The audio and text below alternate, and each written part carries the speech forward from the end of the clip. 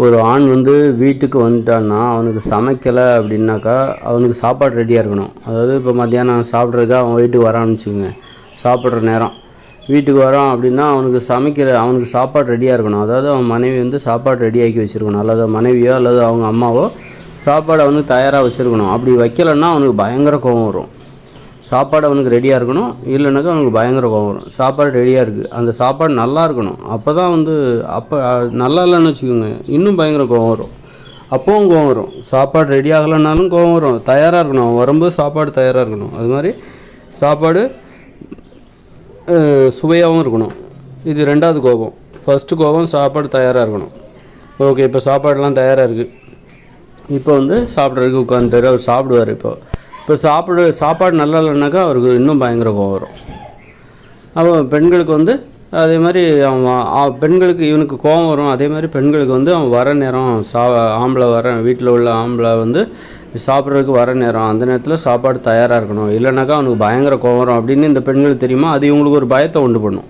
ஐயோ, அவர் வர நேரம், நம்ம சாப்பாடு ரெடி பண்ணி வச்சுக்கணும் அப்படின்னு சொல்லிட்டு இவங்க பயந்துகிட்டே சமைச்சிட்ருப்பாங்க. அப்புறம் அந்த சமையலை சுவையாக வேறு சமைக்கணும் அப்படின்னு சொல்லிட்டு பயந்துக்கிட்டே சமைச்சிட்ருப்பாங்க. இந்த பயம் இருக்குல்ல, இவன் வந்து மனைவியை அச்சுறுத்துவதும் மனைவி வந்து கணவனுக்கு பயப்படுவதும், இந்த மாதிரியான அச்சுறுத்தல் இருக்குல்ல, இதுதான் நோய்க்கு காரணம். இது வந்து அர்த்தமில்லாத அச்சுறுத்தல், அவசியம் இல்லாத உனக்கு பசிக்குதுன்னா உனக்கு பசிக்குதுன்னா எதுக்கு மற்றவங்க மேலே உனக்கு கோவம் வருது? உனக்கு பசிக்குது அப்படிங்கிறக்காக எதுக்காக மற்றவங்க மேலே உனக்கு கோவம் வருது? அது மாதிரி அவருக்கு பசிக்குமே அப்படின்னு சொல்லிட்டு உனக்கு ஏன் பயம் வருது? பெண்களுக்கு நான் சொல்கிறேன், உன் வீட்டில் ஆண்களுக்கு பசிக்குமேன்னு சொல்லிட்டு உனக்கு ஏன் பயம் வருது? அது மாதிரி ஆண்கள் தங்களுக்கு பசிக்கும்போது ஏன் பெண்கள் மீது உனக்கு கோபம் வருது? இதுதான் வந்து ரொம்ப குழப்பமான ஒரு கோபம், தேவையில்லாத ஒரு கோபம். இந்த கோபத்தை தவிர்க்கலாம் தானே? ஏன்னா இந்த கோபம்தான், இந்த அவசியம் இல்லாத, தேவையில்லாத, அர்த்தம் இல்லாத இந்த கோபம்தான் என்னத்துக்கு காரணம்? நோய்களுக்கு காரணம். இதுதான் வன்முறை உணர்ச்சி. அப்புறம் சாப்பாடு சரியில்லை அப்படின்னா தட்டு எடுத்து வீசிடுவார், அடி கூட, நிறைய வீட்டில் அடி கூட விழுந்திருக்கு. சாப்பாடு சரியில்லைங்கிற கொலை கூட எங்கேயா நடந்திருக்கும். அந்த அளவுக்கு அது ஒரு மோசமான கோபம். அதனால் வந்து இது வந்து அர்த்தம் இல்லாத கோபம். உனக்கு பசிக்குதுன்னா எதுக்கு பெண்கள் மீது உனக்கு கோபம் வருது? ஆம்பளைங்களுக்கு நான் சொல்கிறேன். அது மாதிரி பெண்களுக்கு ஆண்களுக்கு பசிக்குமேன்னு சொல்லிட்டு உனக்கு ஏன் பயம் வருது? அதனால் வந்து இந்த கோபம் இருக்குல்ல, அர்த்தமில்லாத கோபம், இந்த கோபத்தை தவிர்க்க வேண்டும். இந்த மாதிரியான கோபம்தான், இந்த மாதிரியான பயம்தான் இது வந்து வன்முறை பயம், இன்னொருத்தர் மீது உள்ள வன்முறை பயம். கணவன் எங்கே வன்முறையில் இறங்கிடுவானோ, சாப்பாடு தயாராக இல்லைன்னா அவன் வன்முறையில் இறங்கிடுவான் அப்படிங்கிறது பெண்களுடைய பயம். ஆண்களுக்கு சாப்பாடு மட்டும் தயாராக இல்லைன்னு வச்சுக்கேன், உன்னை என்ன பண்ணுறான் பாரு அப்படின்ட்டு இவனுக்கு பெண்கள் மீது ஒரு கோபம், வன்முறை கோபம். இந்த வன்முறை கோபம்தான் நோய்களுக்கு காரணம், நோய்கள் வருவதற்கு காரணம்.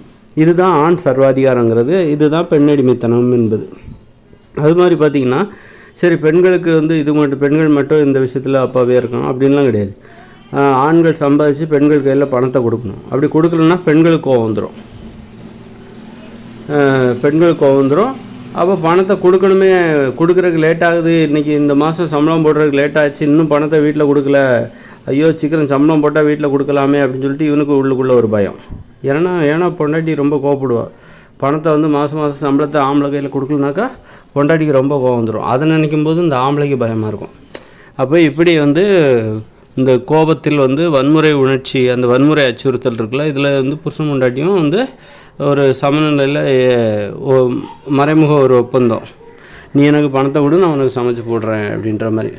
நான் சமைச்சு போடலன்னா நீ என் மேலே கோவப்படு, அடி என்ன பண்ணு, சரியாக சமைச்சு போடலன்னா. அதே மாதிரி நான் உனக்கு சம்பாதிச்சு கொடுக்கலன்னா நீ என்ன போட்டு அடி, இல்லை எல்லாத்தையும் திட்டு, இல்லை கோவப்படு அப்படிங்கிற மாதிரி. இந்த மாதிரியான உணர்ச்சிகள் இருக்குல்ல, இது வந்து இந்த மாதிரியான கோபம்லாம் இருக்குல்ல, அச்சுறுத்தலை அடிப்படையாக கொண்ட இந்த மாதிரியான கோபம், வன்முறை கோபம், இது வந்து நோய்களுக்கு காரணமாக இருக்கிறது, நோய்கள் வருவதற்கு காரணமாக இருக்கிறது. அதாவது ஆண் சர்வாதிகார மனப்பான்மையும் சர்வாதிகார மனப்பான்மையை அடிப்படையாக கொண்ட ஆண்களின் வாழ்க்கை முறையும், பெண்ணடிமைத்தனம் அதை அடிப்படையாக கொண்ட பெண்களின் வாழ்க்கை முறையும் நோய்கள் வருவதற்கு காரணமாக இருக்கிறது. இறுதியாக நோய்கள் தான் வரும். அதனால் இந்த கோபத்தை தவிர்க்கணும். நோயை குணப்படுத்த விரும்புகிறவர்கள் இப்படிப்பட்ட கோபங்களை தவிர்க்க வேண்டும். எப்படி தவிர்ப்பது? ஏன்னா இப்போ நீ ஒரு ஆம்பளை அப்படின்னா நீ உன் வீட்டுக்கு வர, நீ வெளியே வேலைக்கு போய்ட்டு வீட்டுக்கு வர அப்படின்னாக்கா அங்கே உனக்கு சாப்பாடு தயாராக இல்லைன்னா உனக்கு கோபம் வரக்கூடாது. அந்த மாதிரியான ஒரு மனநிலை உனக்கு இருக்கணும். அப்போ அந்த மனநிலையை நீ எப்படி கொண்டு வருவது? அது மாதிரி ஒரு பெண்ணும் அப்படி தான். அவன் வரும்போது சாப்பாடு நீ ரெடி பண்ணணும், பயந்து ரெடி பண்ணுற அந்த பயத்தை நீ தவிர்க்கணும். அதுக்கு என்ன பண்ணுறது? முதல்ல நீ வேலைக்கு போகணும். பெண்கள் வந்து வேலைக்கு போகணும். அதுமாதிரி ஆண்களும் வேலைக்கு போக தான் செய்வாங்க. அவங்கவுங்க சாப்பாடை அவங்கவுங்களே தயாரித்தாலே போதும். அந்த கோபம் வந்து இப்போ முன்னாடி எழுந்துச்சுல அந்த கோபம், ஆண்களுக்கு இப்போ ஆண்கள் வெளியே போயிட்டு வீட்டுக்கு வந்தாக்கா சாப்பாடு தயாராக இல்லைன்னா பெண்கள் மீது ஒரு கோபம் வந்துச்சுல, அந்த கோபம் இப்போ எழுவதில்லை. ஏன்னா அவங்கவுங்க சாப்பாடை அவங்கவுங்களே சமைக்கணும் அப்படிங்கிறது முடிவாயிடுச்சு. ஆண்கள் வெளியே போயிட்டு வந்தால் அவன் சாப்பாடை அவன் தான் தயாரிக்கணும், சமைக்கணும். அது மாதிரி பெண்களும் வேலைக்கு போகணும். அது மாதிரி வேலைக்கு போயிட்டு வீட்டுக்கு வந்தாக்கா பெண்களுடைய சாப்பாடை பெண்கள் தான் சமைக்கணும், மற்றவங்களோட சாப்பாடை பெண்கள் சமைக்கக்கூடாது. அப்போது வந்து இப்போ வந்து யார் மேலேயும் யாருக்கும் கோவம் வராது. சாப்பாடு தயாராக இல்லை என்றால் பெண்கள் மீது ஆண்களுக்கு கோவம் வராது. அது மாதிரி ஆண்களை பார்த்தா பெண்களுக்கு பயமும் வராது. அது மாதிரி அவங்கவுங்க சம்பாத்தியத்தை அவங்கவுங்க தான் வச்சுக்கணும். ஆண்களுடைய சம்பாத்தியத்தை ஆண்கள் வச்சுக்கோங்க, பெண்களுடைய சம்பாத்தியத்தை பெண்கள் வச்சுக்கோங்க. குடும்பத்துக்குன்னு ஒரு பொருளாதார தேவை இருக்கும், அதை வந்து சரிசமமாக பகிர்ந்து கொள்ளுங்கள். குடும்பத்துக்கு ஒரு 20,000 தேவையா, கணவன் வேலைக்கு போய்ட்டு அவன் ஒரு 10,000 குடும்பத்துக்கு கொடுக்கட்டும், பெண்கள் வேலைக்கு போய்ட்டு அவங்க ஒரு 10,000 குடும்பத்துக்கு கொடுக்கட்டும். அப்போ வந்து கணவன் பணம் சம்பாதிச்சு தரல அப்படின்ட்டு பெண்களுக்கு ஆண்கள் மீது கோபம் வராது, ஆண்களுக்கு பயமும் வராது. சம்பாதிச்சு கொடுக்கலன்னா பொண்டாட்டி திட்டுவா, சண்டை வரும், சண்டை பிடிப்பா அப்படிங்கிற பயம் ஆண்களுக்கும் வராது. அப்போ இதன் மூலம் ஒரு தேவையற்ற கோபம் இருக்குல்ல, ஒரு பெண்கள் சமைக்கலைன்னா ஆண்களுக்கு பெண்கள் மீது கோபம், சரியாக சமைக்கலைனாலும் பெண்கள் மீது ஆண்களுக்கு ஏற்படுகிற கோபம், அப்புறம் துணி துவைக்கிறது, வீட்டை சுத்தமாக வச்சுக்கிறது, இப்படி ஒவ்வொரு விஷயங்கள்லையும் ஆண்களுக்கு பெண்கள் மீது ஒரு கோபம் இருக்குல்ல, பெண்களுக்கு ஆண்கள் மீது இந்த பயம் இருக்குல்ல, இது அவசியமே இல்லை. அது உனக்குன்னு அவங்கவுங்களுக்குன்னு தனித்தனி இருப்பிடம். ஒரு குடும்பமாக இருந்தாலும் ஒரு வளாகத்திற்குள் ஒரு 4 பேர் இருக்கிறாங்க ஒரு குடும்பம் அப்படின்னா, 4 பேர் 8 வயசுக்கு மேலே 4 பேர் இருக்காங்கன்னா 4 பேர்த்துக்கும் தனித்தனி வீடு. அவங்கவுங்க வீட்டை அவங்கவுங்க சுத்தமாக வச்சுருங்க, அவங்கவுங்க ஆடையை அவங்கவுங்களே துவைச்சி போட்டுக்குங்க, அவங்கவுங்க சாப்பாடை அவங்கவுங்களே சமைச்சிக்கங்க, சமைச்சு பகிர்ந்து உண்டுக்கலாம். அனைவரும் சமைத்த உணவை ஒன்றா உட்காந்து பகிர்ந்து சாப்பிடலாம். இப்போ வந்து சமையல் சமையல் செய்வதற்கு அந்த உணவு அடிப்படையாக கொண்டு ஒரு கோபம் இருக்குல்ல, ஒரு பொண்டாட்டி சமைக்கலைன்னா பொண்டாட்டி மேலே ஆம்பளை கோவப்படுறதும், சரியாக சமைக்கலைன்னா பொண்டாட்டி மேலே ஆம்பளை கோவப்படுறதும், பொண்டாட்டி வந்து ஆம்பளைக்கு பயப்படுறதும், புருஷனுக்கு பயப்படுறதும், எங்கே சரியாக நம்ம இன்றைக்கி சுவையாக இருக்குமோ இருக்காதோ, எங்கே நல்லா இல்லைன்னு சொல்லிடுவானோ, தட்டை விசிறி அடிச்சிருவானோ, மூக்கு மேலே 2 குத்து குத்துவானோ அப்படின்னு சொல்லிட்டு பொம்பளைக்கு ஒரு பயம் இருக்குல்ல, அந்த பயம் இப்போ இல்லை. அது மாதிரி ஆம்பளைக்கும் பொம்பளை மேலே ஒரு கோபம் வருதுல, அந்த கோபம் இப்போ இல்லை. இதெல்லாம் தேவையற்ற கோபங்கள். இந்த மாதிரி வாழ்க்கையை வந்து தேவையில்லாமல் சிக்கலாக்கி அதை வந்து அது கடைசியில் நோயே வந்துடுது. அந்த வாழ்க்கை என்கிற அந்த நூல் வந்து நிறைய சிக்கல் விழுந்து கடைசியில் நோய்கள், அப்புறம் சீக்கிரமாகவே சாவு, அப்படி தான் வந்துடுது. ஒவ்வொரு வீட்லேயும் பெண்கள் பார்த்திங்கன்னா வீட்டிலே மாடு மாதிரி உழைக்கிறாங்க. அந்த மாதிரி வீட்டில் வந்து ஆண்கள் சோம்பேறியாக இருக்காங்க, வெளியில் போய் பெண்கள் வேலை பார்க்குறதில்ல. இந்த மாதிரி வாழ்க்கையை ரொம்ப சிக்கலாக்கி போயிட்டு, நான் அதுக்கு எளிதான வாழ்வதற்கு மக்கள் வாழ்வதற்கு எளிதான ஒரு வழியை சொல்கிறேன். வீட்டில்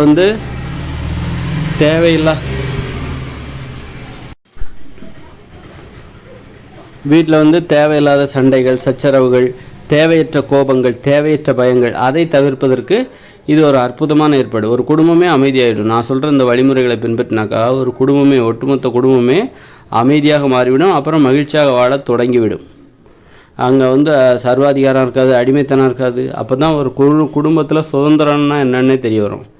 மற்றவங்களுக்கு ஆம்பளைகளுக்கு பயந்து பெண்கள் சமைப்பதும், பெண்கள் ஒழுங்காக வீட்டில் உள்ள வேலைகளை செய்யலைன்னா பெண்கள் மீது ஆண்கள் கோவப்படுறதும், இந்த கோபமே அங்கே தேவையில்லை, அந்த பயமே பெண்களுக்கு தேவையில்லை. அவங்கவுங்க வீட்டை அவங்கவுங்களும் தூய்மையாக வச்சுருங்க, அவங்கவுங்க சாப்பாடை அவங்கவுங்களே சமைச்சிக்கோங்க. அப்போ நீ மற்றவங்க மேலே கோவப்படுறதுல அர்த்தமே கிடையாது.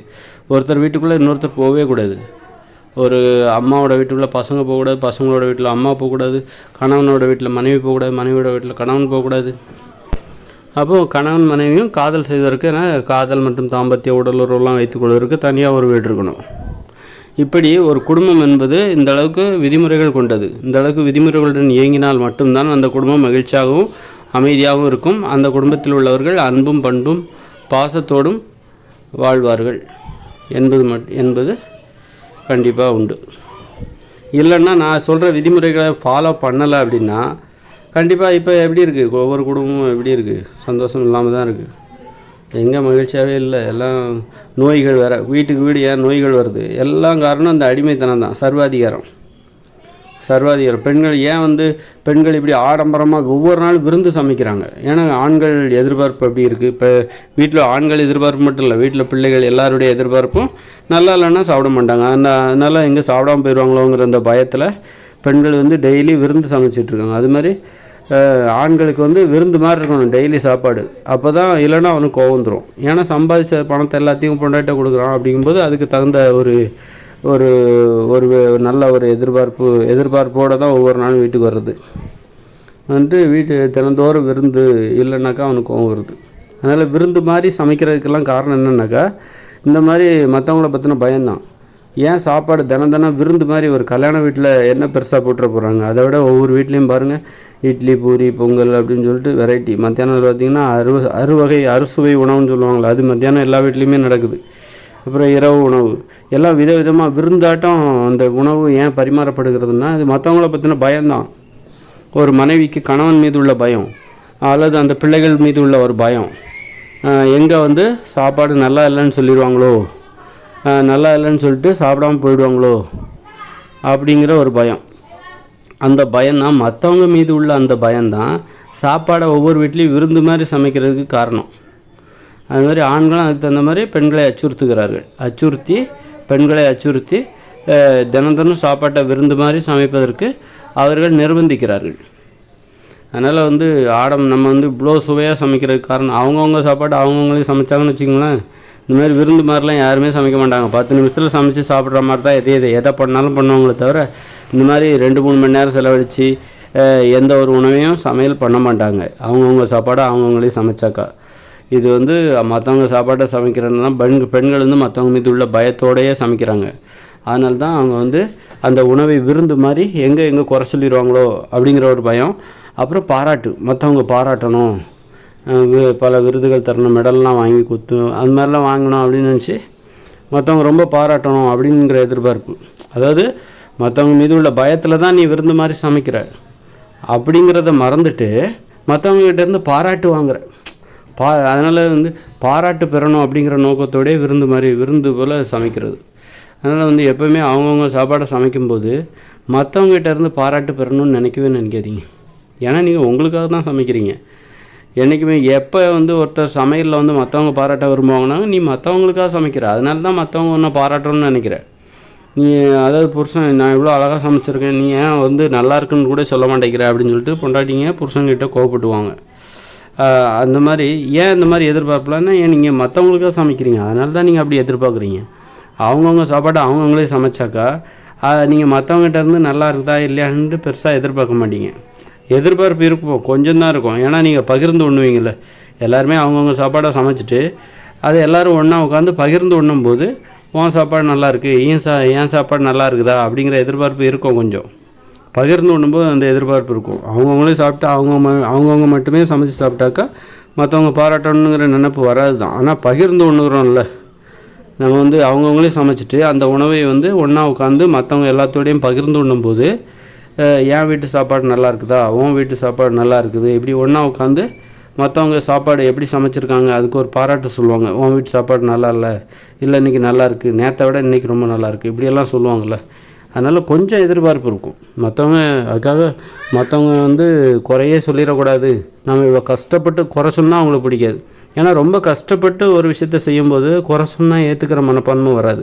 ரொம்ப எளிதாக நம்ம ஒரு விஷயத்த செய்யும்போது நமக்கு மற்றவங்க குறை சொன்னால் அதை நம்ம எளிதாக எடுத்துக்கொள்வோம். ரொம்ப கஷ்டப்பட்டு ஒரு சமையல் செய்கிறாங்க பெண்கள் அப்படிங்கும்போது அவங்கள அந்த சாப்பாடு சரியில்லைன்னா அதை வெளிப்படையாக சொன்னால் அவங்களுக்கு ரொம்ப கோவம் வந்துடும். அதனால் ஒரு குறை நிறைகளை நம்ம சமமாக எடுத்துக்கணும், எளிதாக எடுத்துக்கொள்ள வேண்டுமென்றால் நாம் எளிதான வாழ்க்கை வாழ வேண்டும், எளிதாக சமைக்க வேண்டும், எளிதான செயல்களை செய்ய வேண்டும். இப்போ அதனால் குறை சொன்னால் இன்றைக்கி ஏன் நிறைய பேர் ஏற்றுக்க மாட்டேங்கிறாங்க?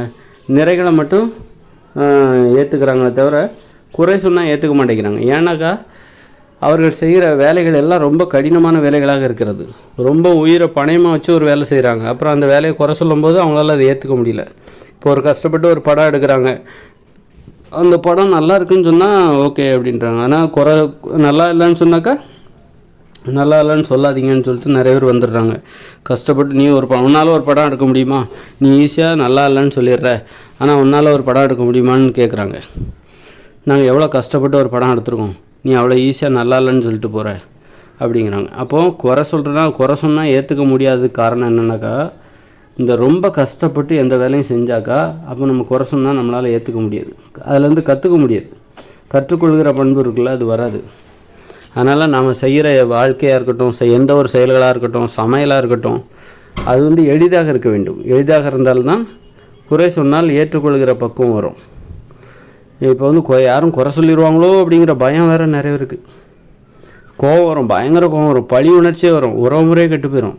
யாராவது நமக்கு தெரிஞ்சவங்க, நம்ம இப்போ நம்மளே ஒரு பிரம்மாண்டமான ஒரு வேலை செஞ்சுருப்போம், ஒரு பெரிய வீடு கட்டியிருப்போம், யாராவது குறை சொல்லிட்டாங்கனாக்கா நம்ம அவங்க மேலே அப்புறம் அவங்ககிட்ட நம்ம பேசவே மாட்டோம். இந்த வீடு சரியில்லை, இந்த மாதிரி நிறைய ஜன்னலே இல்லாமல் ஒரு வீடு கட்டிட்டீங்க அப்படின்னு யாராவது ஏதோ ஒரு உண்மையான குறையை சொல்லிட்டாங்க அப்படின்னா நம்ம அவங்ககிட்ட பேசவே மாட்டோம். ஏன்னா அந்த வீடை கட்டுறது மிகப்பெரிய பிரம்மாண்டமான ஒரு வேலை. ஒரு பிரம்மாண்டமான வேலையில் குறை சொன்னாக்கா அதை நம்மளால் ஏற்றுக்க முடியாது. ஏன்னா அந்த வேலையை நம்ம கஷ்டப்பட்டு ரொம்ப உயிரை பணயமாக வச்சு செஞ்சுருக்கோம். அப்படி இருக்கும்போது அந்த குறை சொன்னால் ஏற்றுக்க முடியும். அப்போ குறை சொன்னாலும் நம்ம ஏற்றுக்கணும் அப்படின்னா, நிறை சொன்னால் எப்படி ஏற்றுக்கிறோமோ, நிறைகளை சொன்னால் நம்ம எப்படி ஏற்றுக்கிறோமோ, அதேமாதிரி குறைகளை சொன்னாலும் நம்ம ஏற்றுக்கணும். அதுக்கு என்ன வழினாக்கா, எந்த ஒரு செயலையும் எளிதாக செய்யுங்க. இப்போ நீங்கள் சினிமா பாட்டு பாடுறாங்க, அந்த பாடகத்தை போய் நீங்கள் பாடினது நல்லா இல்லைன்னு சொன்னால் அவருக்கு பயங்கர கோவம் வரும், நைட்டெல்லாம் தூக்கமே வராது, அந்தளவுக்கு வரும். அதே இது நீங்கள் சினிமா பாடகர் அல்லாத ஒருத்தர் சும்மா வீட்டில் பாத்ரூமில் பாடுறாருல, பாத்ரூமில் பாடுறது, சும்மா ஹாலில் உட்காந்து சும்மா பொழுதுபோக்காக பாடுவார், அவர்கிட்ட போயிட்டு நீங்கள் பாடுற நல்லா இல்லைன்னு சொல்லி பாருங்கள், அப்படியா, எனக்கே தெரியுமா, அது சில டைமில் என் வாய்ஸ் இப்படி தான் இருக்கும் அப்படின்னு எளிதாக ஏற்றுக்கொள்வார்.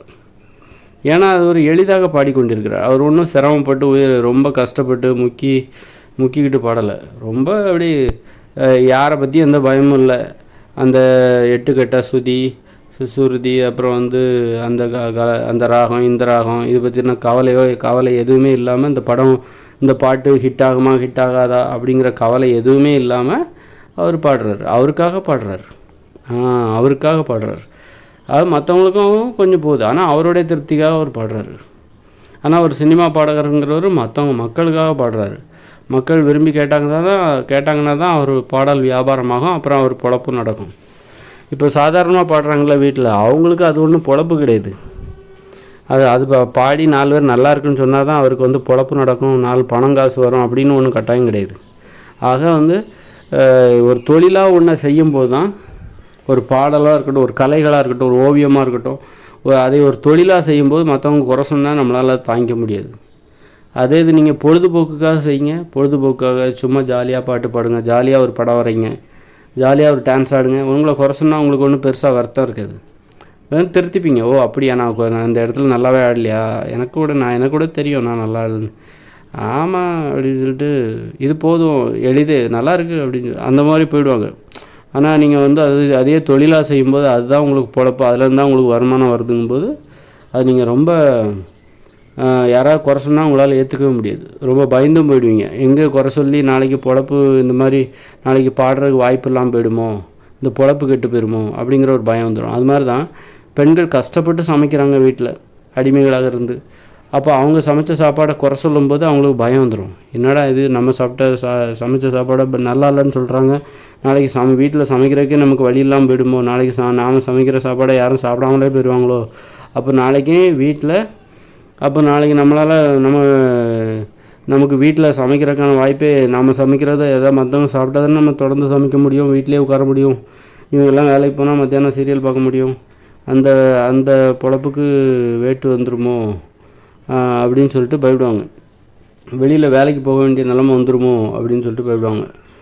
அதனால் அது ஒரு அதான் சினிமா பாடகர், நம்ம ஒரு சினிமாவில் பாடுறவர் நல்லா இல்லைன்னு சொன்னாக்கா, அவர் பாட்டு நல்லா இல்லைன்னு சொன்னால் அவருக்கு ஒரு பயம் வரும்ல, என்ன எல்லாருமே நல்லா இல்லைன்னு சொல்கிறாங்க, நாளைக்கு அப்போ எந்த சமைப்பாலும் நம்மளை பாட கூப்பிட மாட்டாங்களோ அப்படிங்கிற ஒரு பயம் வரும்ல. அதே மாதிரி தான் பெண்கள் வீட்டில் சமைக்கிறாங்க அப்படின்னா அதை நம்ம குறை சொன்னாங்கன்னா அவங்களால அதை தாங்கிக்க முடியாது, பயம் வந்துடும் அவங்களுக்கு.